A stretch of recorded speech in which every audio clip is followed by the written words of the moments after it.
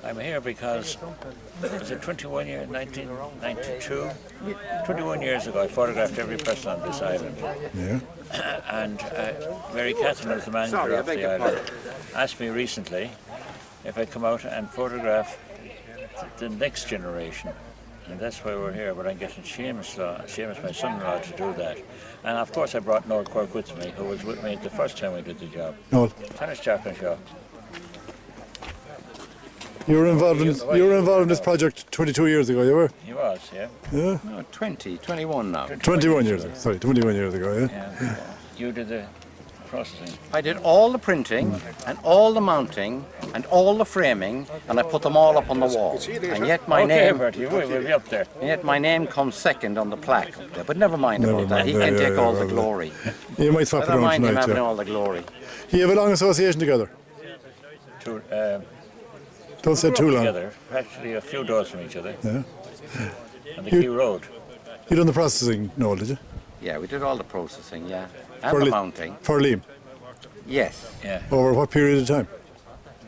25 years. 25 years. Yeah, he did, yeah. I was his best customer. Yeah, He never admitted that. We went to the States. Liam had this idea that we went out to America with an exhibition of his prints. And the biggest one was 8 foot by 4 foot, by the way. And That's right. we took it out to, and we got permission from Joe Malone, who was then the Director General of Port Fáilte, a Mayo man. And we were allowed to put up the exhibition in Ireland House in Fifth Avenue in New York for St. Patrick's Day, That's right, yes. which we did. We went out to Dublin Airport with these prints, and I was very, very careful that they had to be stored properly down in the cargo. And Ray Morton, God rest him, was captain with Aer Lingus at the time, and of course Ray had the whole thing organised. Another Westport man. Yeah, absolutely. And I found myself down in the Holt on the aircraft, the 747, on our way to New York, and we taped them all down. To the side And of then we that. arrived at the other end, and I remember trying to come through customs, and this customs guy said, "What the hell have you got here?" And we said, "Well, we're from Ireland, and these are exhibition prints." He says, "Gee," he says, "lads, I have to charge you something. How about $10? Which is what we paid.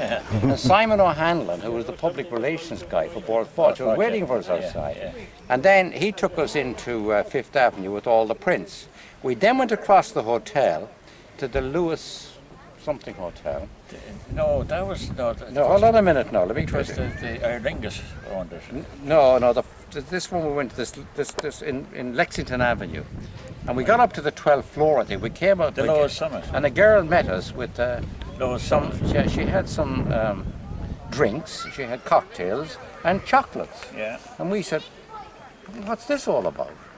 Well, obviously, and Liam said, "Leave it to me." He said, "This is the way they all treat me, there's no problem." So we left there and we went to a Port Fáilte reception. Because you're VIPs. Something like that. We ended up down at a Port Fáilte reception that evening, and Sean Stanton, our very own Sean from Westport, Another Westport man. he was there. Mafia, by the sound of it, yeah. Exactly. Yeah. And he was really working hard for Port Fáilte. He was actually on his way to New Orleans to meet up with his auntie, the nun. But, I don't think he'd want that mentioned. Anyway, that's where he was going to represent the Irish state. And tell me this, Noel, how did you get involved in processing? Well, McLaughlin Studio, let's just keep this guy out of the way just for a minute, okay? Okay, right, that's what I'm Let's doing, go yeah. back to 1880, okay? There was a lady and a gentleman in Westport called Bridget McLaughlin and her brother Denny, and they set up McLaughlin Studio in Shop Street in Westport. And I was born into that family, and Kodak was very much part of it. And when I was old enough, I joined Kodak, and I spent 23 years with Kodak, and I eventually ended up as the general manager of Kodak for Ireland. And then the next move for me would have been to go back to the UK, which I didn't really want to do, because I love Ireland so much. So I left Kodak and set up my own processing laboratory, which seemed a natural thing for me to do, seeing... And when was that? 1978. 78, okay. We set up on the 20th of February, the first print came off in 1978. Now along the way, my grandmother was a full-time, fully qualified professional photographer. You might need to edit this. We had a lot of part-timers around at the time, but we didn't mind them. We sort of took it and, went along with them. But I was quite happy. Could you name one? What? Could you name one? No, I don't really want to get into names at this stage. But, one on your left, is it? I knew there had to be a successor at some stage to my grandmother's business, so he was as good as you get. I will say one thing. Can I just put this on tape? And I'm going to say this in front of him. Yeah. We slag each other quite a lot. I was with his cousin one day in the Mater Private Hospital, Sean O'Loughlin, and Sean asked me, how good is Liam? And I mean this genuinely. I've been around the world with the professional photographic scene. I've spent my entire life in it. I'm not a photographer, I'm just a businessman in the photographic industry. And I honestly say this, that this guy is one of the best photographers in the world, and I mean that. Now I mean that, okay? Absolutely. And I say that sincerely. But everybody agrees with that. Because I had guys like Al Gilbert, and we had all these other guys from Canada and the States and all over the blooming place. And I've been to there, and they're great photographers, and they're terrific.